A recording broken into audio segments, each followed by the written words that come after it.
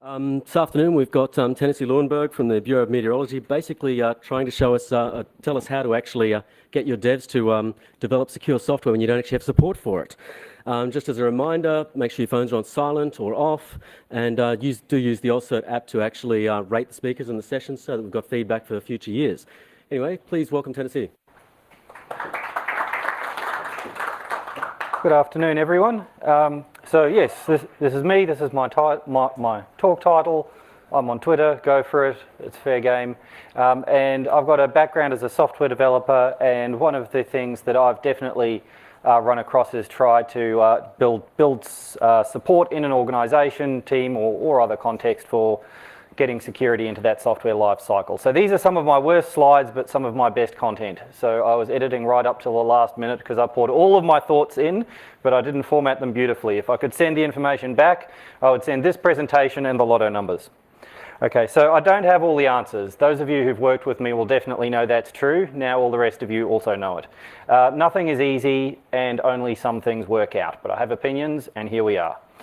Disclaimer, I'm not here to represent my employer, anyone else's employer, any formal organisation or anything other than just my collection of thoughts. It's about people and it's about us here in this room. So about me.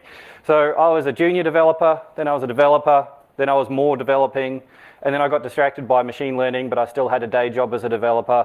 And then suddenly a sharp turn to the right and I went into a supercomputing team. And then I equally sharp turn to the left into secure coding, and now I'm currently doing cybersecurity engineering at the Weather Bureau. Okay, so the science is in for how to do this. Exercise and eat healthily. Wait, no, sorry. Actually fix problems and patch regularly. Sorry, it's very similar concepts. So why might some of us not actually fix problems or actually patch regularly? Or, for that matter, why might we not all exercise and eat healthily, given that it's obviously the answer? Also, you should do CI/CD, Sec DevOps, and Agile, but saying that can make people angry. So let's talk about achievements. What does success look like in securing the software lifecycle? Let me talk about just some people who I've seen around the place, here, there, and everywhere, who've gone out and achieved something in an organisation. I'm like, yeah, you really went and you made some kind of difference. You made a dent in the universe. So one of the people out here built the CTF, and they did it themselves. They went, oh, I think I might quite like to do that. And they went out and they bought several train kits and they glued the whole thing together and they stayed up late at night and they just went out and do it. And I'm willing to bet that that's not because their boss said, hey, have I got a job for you? It's because they did it themselves. Saw someone go take a legacy application that had absolutely no test coverage and force the organisation, every developer, all of the people around the developers, the project manager and everyone else on the project to go incur a 3-month delay and get that thing up to 80% test coverage. I've actually seen it done. I still don't really know how he pulled it off. Establishing a new team, section or group, I've definitely seen that occur. That's a major achievement. Getting a new job or a role or a responsibility. Actually convincing another human of anything at all that they didn't already believe in is frankly quite tough. So how did these people both decide to do it and achieve it? Okay, so let's think now about ourselves. What's something you've achieved? Perhaps not on that scale, but kind of anything at all. Maybe it was having kids, getting married, maybe you fixed a software bug, something like that. Was it because your boss added it to your KPIs, or because somebody else said, you know, you've got to do this? Or actually, did you just decide for yourself? I'm willing to bet is because you decided for yourself. That may have happened after your boss gave you the KPIs. It might have happened after somebody said, you know, I'd really like you to take this on. But I think it will have been your decision making. And now the rest of this talk is really just footnotes. So once you've realised that basic fact about why people do anything at all, which is because they want to, everything else really just follows from how you lay that path down in front of those other people, and you recognise that that's the problem of getting support into software development or anything at all. Okay, so let's go back to the beginning. I was a developer, I had a goal, and I'd go out and I would climb that mountain and I would build that feature set, and it was sunny and it was good and I liked it. And then somebody said, Tennessee, you should probably Google something about software security. I've heard it's important. And I did. And I've never been able to unsee software security ever since. And that's what I felt like after that person walked past my desk and said, you know, you should probably have a think about software security. So I'm not easily kind of intimidated by complex tasks, so I went back into my mind palace and went into the cave, and I sat down and I worked out all of the forks in the road and all of the things, and I went, you know what, I reckon I could fix software security. Okay, all we need is all of this. That's it, you just need everything on that list. It shouldn't be that hard, it'll only take, you know, a complete organisational transformation, but it's obviously the right thing to do, so it should be easy. Then I spoke to all my colleagues, and I think they thought I was just talking like this. It just didn't make sense. It wasn't affordable, it wasn't doable, it wasn't easy, no one was asking them to do it, they didn't know. So, but still actually we do need all of this, right? This is actually what you need, but you don't get it by knowing what you need. So I went home and I thought to myself, everyone else just seems to have gone away. They still want the outcome, but they don't want my list. What's going on? So I'm like, okay, I guess it really is something about people. And it's about buy-in, and it's about that question of how you decide to commit to something yourself. How do you get a group of people to work together and go, yeah, this is my job, this is great, I am going to do my part? How do you convince another human of basically anything? Okay, so, and I don't mean coercion or resorting to stupidity. When you think about other people's motivations, it's easy to become quite cynical, but really what you need to start to understand is diversity.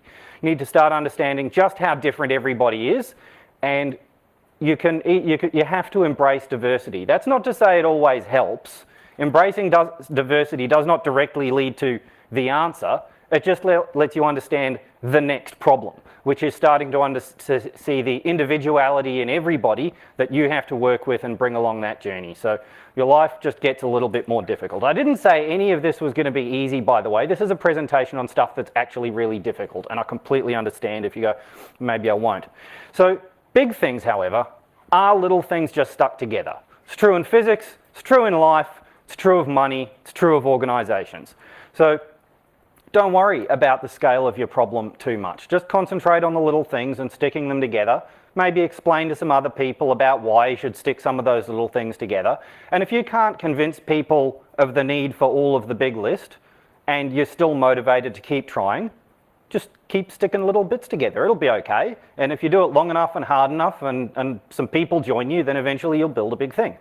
So you've got to identify early wins. You've got to get those things done. And you've got to amplify your results. You've got to build awareness, familiarity, and motivation. Give some people something they can do. Don't give them the entire elephant. Give them a small decision. Don't worry if that decision's not going to get you personally to your answer or even your organisation closer to that answer. Concentrate on the fact it's going to bring that person to a greater sense of confidence in being able to approach the problems their way. So it may directly contribute to your technical strategy, but it's much more likely to bring people on board as part of your people strategy. Give people reasons they can easily understand, even if they don't understand the full picture. And accept change is hard and slow. So here's some examples of actionable things. None of these are going to by themselves fix software security, but they're actually not very hard. Add security criteria to job advertisements for developers. Hands up in your organisation. I actually have no idea how widespread this is. If your organisation is hiring a dev and you know the answer to this, hands up if anywhere in the selection criteria or a job description is knowledge of secure coding. Right, bang. Okay, so straight away, that's an incredibly achievable thing. You don't even have to ask your selection committees to care. All you actually have to, and of course they care. I keep using the word don't care when I mean don't prioritise.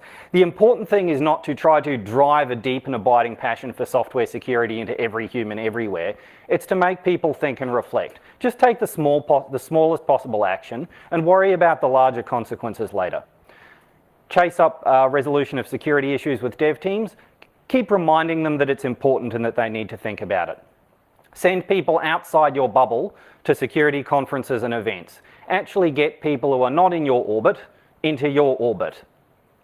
And then there's some other things, but they're on the slide and I don't have enough time to go through the reasons for each of them. So examples of actionable things that we can do.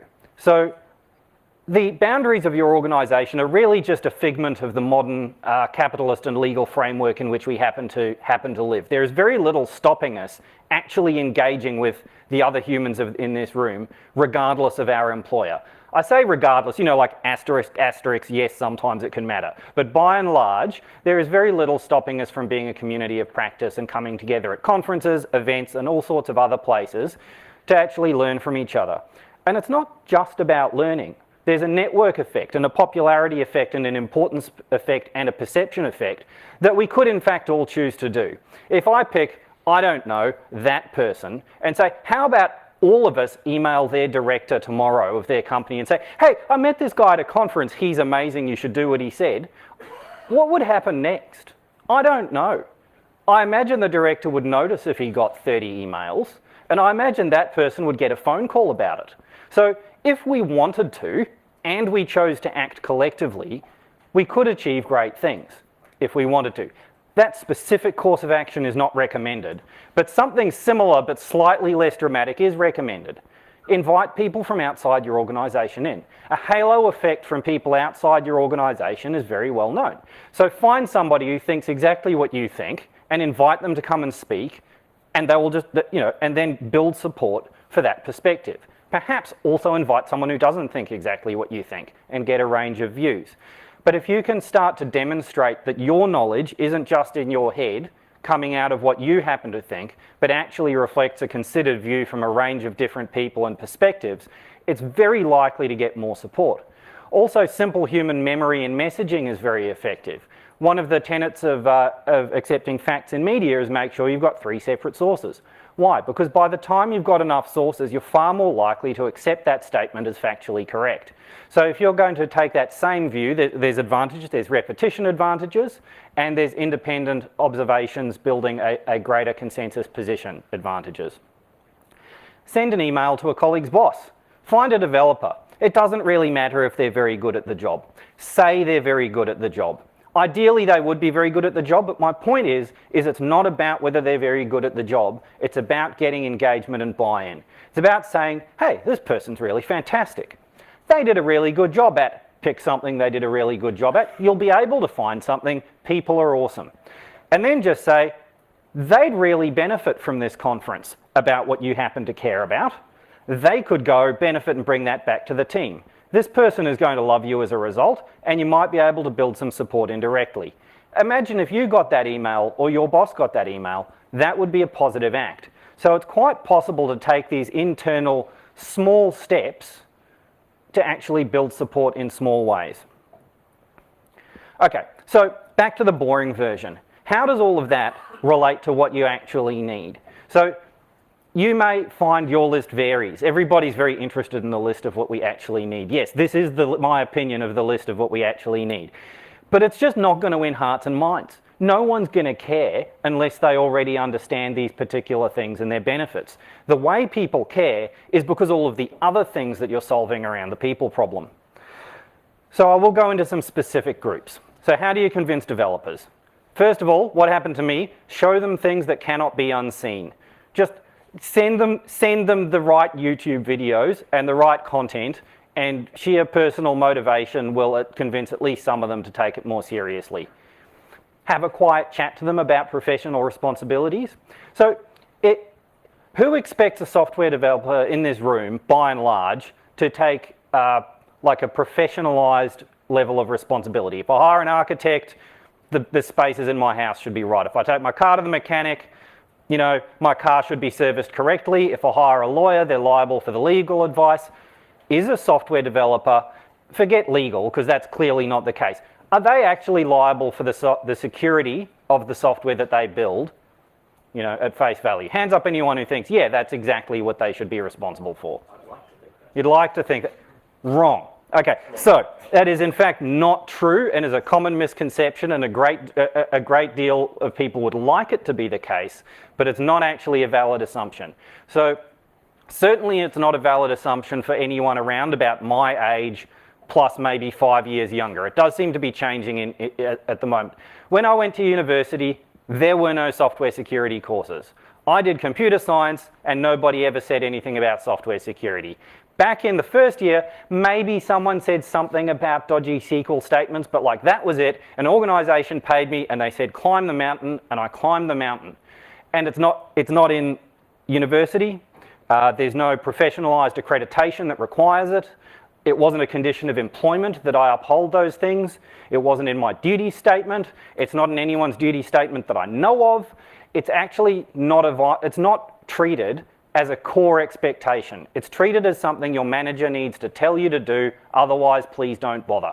So when you hire a software developer, first up, just change your tapes around what's incentivizing them at work and what kind of people are applying. They're good people. I don't mean kind of people in a pejorative sense, but they're people who want to build functionality. And what you're asking them to do, unless they've seen what can't be unseen, is build functionality and capability. And they will just expect the computer to do it properly, right? I'm using the libraries, I'm using the language. What do you mean it's insecure?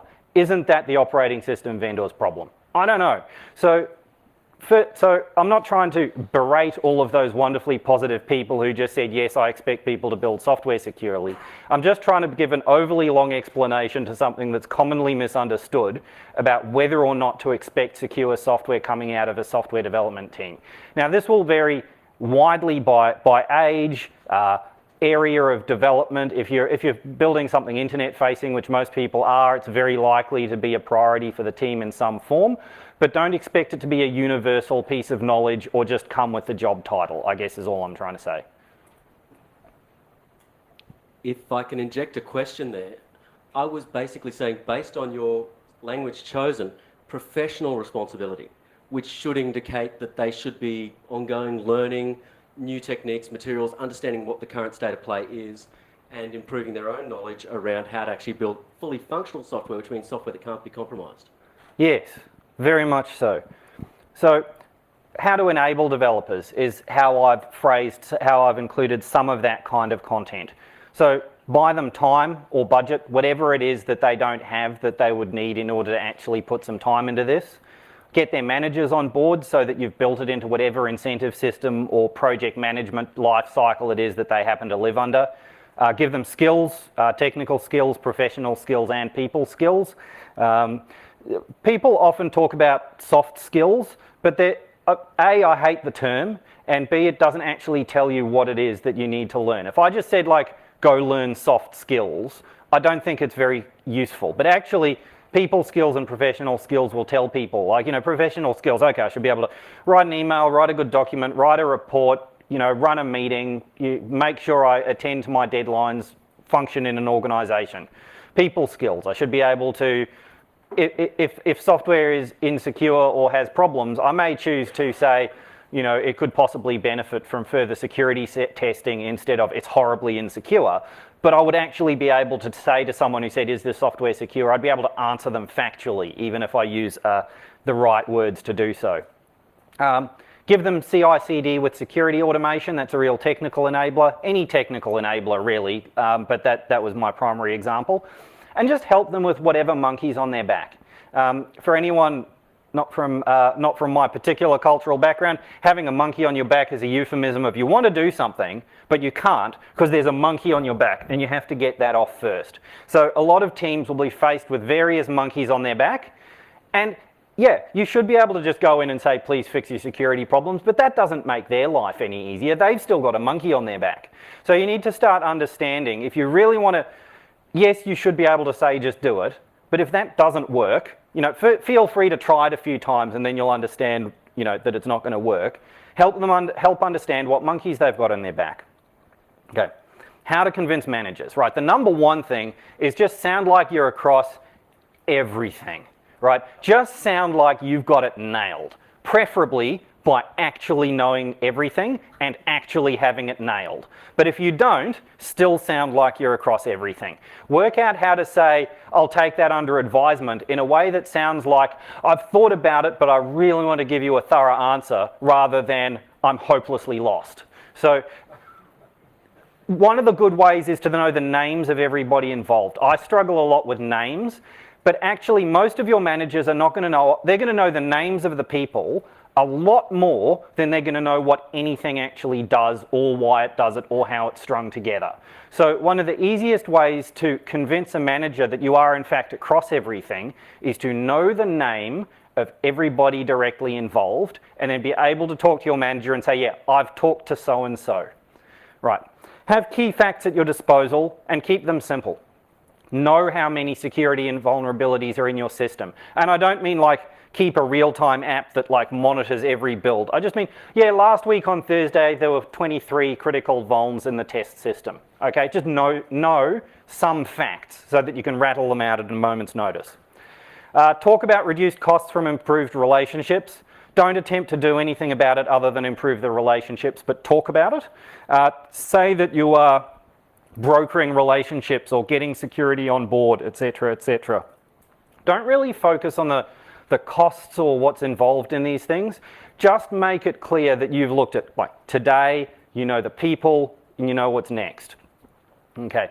Managers will generally be much more interested in proven vulnerability, like actual exploits you can actually get in and break things. Like there are so many vulnerabilities just kind of everywhere, particularly in systems under development, etc., that like people just suffer from, there's just too much noise and you've got to cut through it. So something that cuts through is an actual, yeah, I got in kind of statement. To enable them, don't leave them apologizing in a meeting full of their peers, don't leave them ignorant, and try to never be wrong.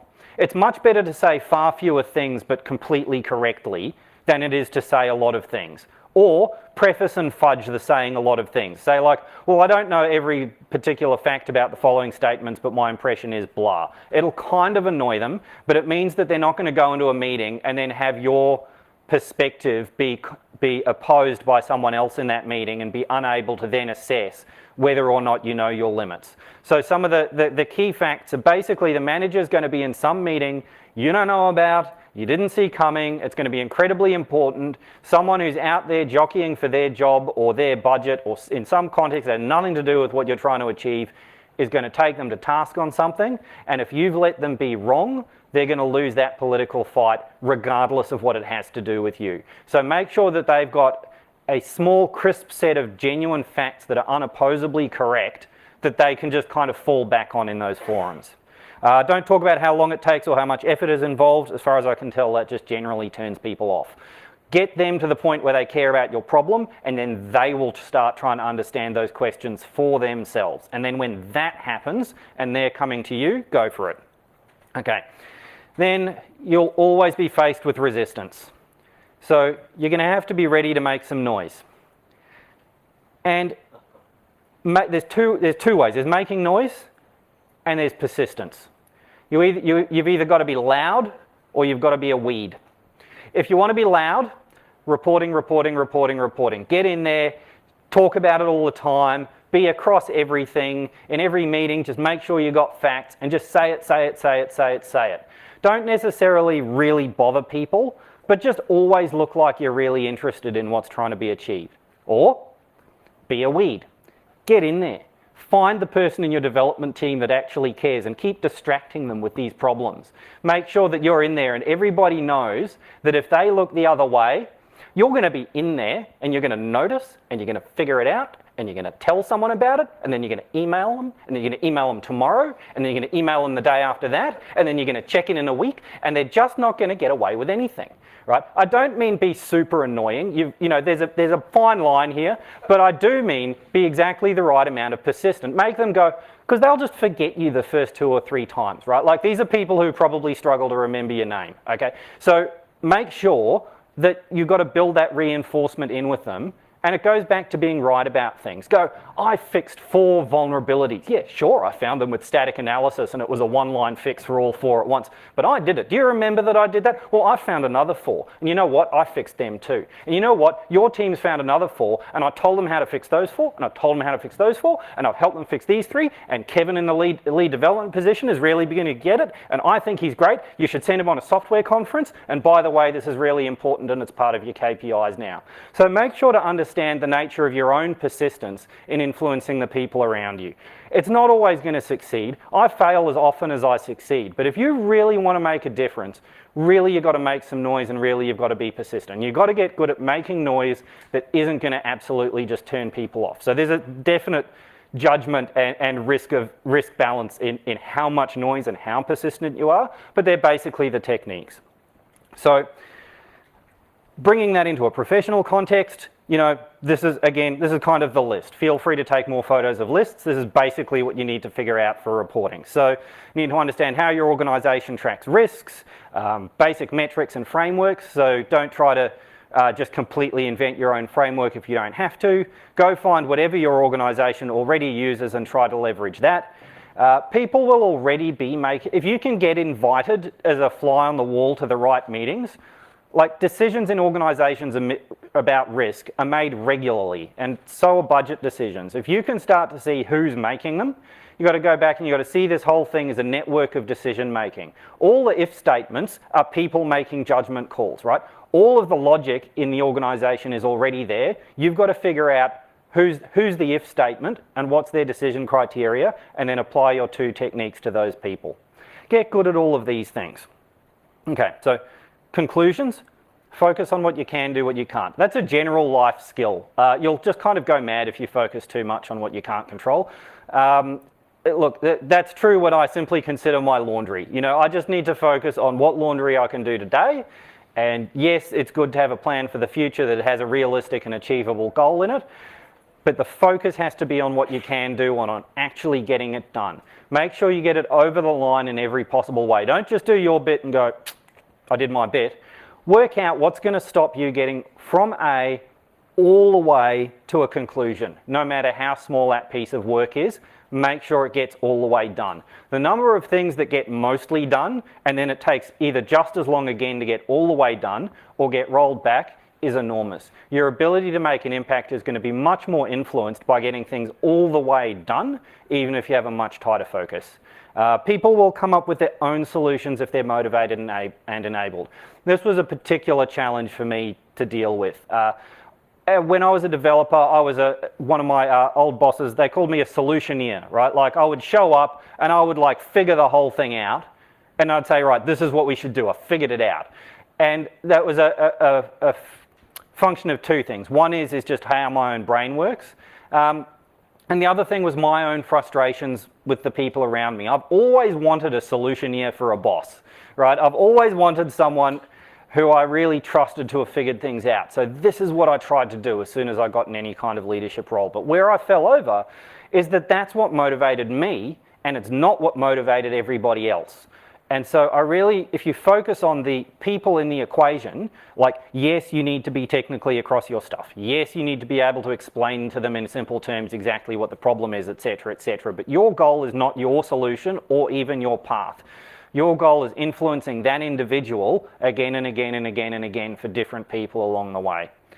Big things are just little things put together. So's support, so's teamwork, so's a positive atmosphere, that's why some people just seem to be able to succeed. Like sometimes these things are just a sign of their times. The atmosphere is right, someone's tapped into the fact that there's a collective mood for action and they're in the right place at the right time. Sometimes you can cause it to occur and sometimes it'll happen to you. It's hard to say, but big things are definitely just little things put together. Okay, so that's, I think, all of the content that I have prepared for you today. I appear to have 10 minutes left, which is shocking for having so many slides. So I think we can have a little Q&A. Well, I'm going to ask one first. I want your dream job, which, where was it? Somewhere here. Basically win the lotto and be able to work on moonshot projects. Yeah, I would like my dream job. So you talked about how to actually get all of this enabled and actually functioning without support from the organisation. Yet your job title is Head of Secure Coding. Yes, that is accurate. Can you talk a little bit about that? Okay, so that is to some degree the outcome of having done all of these things potentially with... So when I say without support, my organisation has supported me. But the ability to make an influence wasn't because of the support. So there are two characterizations I'll give to that. One is that these techniques don't change with your level of authority, nor do the fact that you're going to have challenges change with your level of authority. So building support is going to have to happen regardless of your level of formal authority. And you will have opposition regardless of your level of formal authority, including all the way to the top of your organisation. So to some degree, it in fact can get more competitive. I would say more, not necessarily, but it's just as competitive. There's just as much opposition between jockeying for budgets and ideas and objectives at the top as there is at the bottom. So being able to build support is kind of independent of where you are, and it's very unlikely that you are going to get universal support. So the act of needing to build support, it's just a universal constant. There are not organisations that support you and organisations that you don't.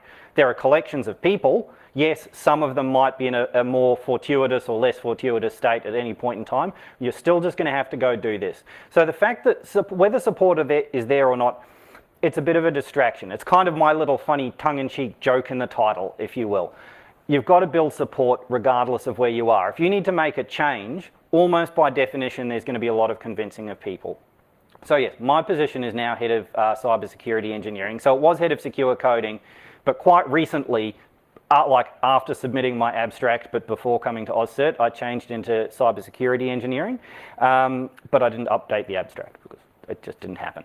So largely that's because of a number of things. One is, in my context, they wanted someone with that development background who could focus on the engineering side of things, but also it's because of being able to glue together some of these different kinds of concern and objective and sort of see some of that broader picture. But it's not because of like great unbridled ability, or it's certainly not because of that. It's just because of a willingness to be stubborn and persistent, I think, mostly. You're a weed? I'm a weed, yes. I'm definitely a weed. I'm going to paraphrase some of that.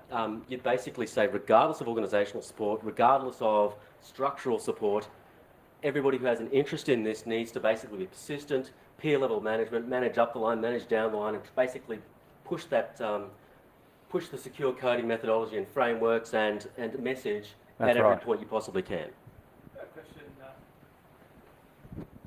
As a recent taking charge of an IT security team in an organisation, and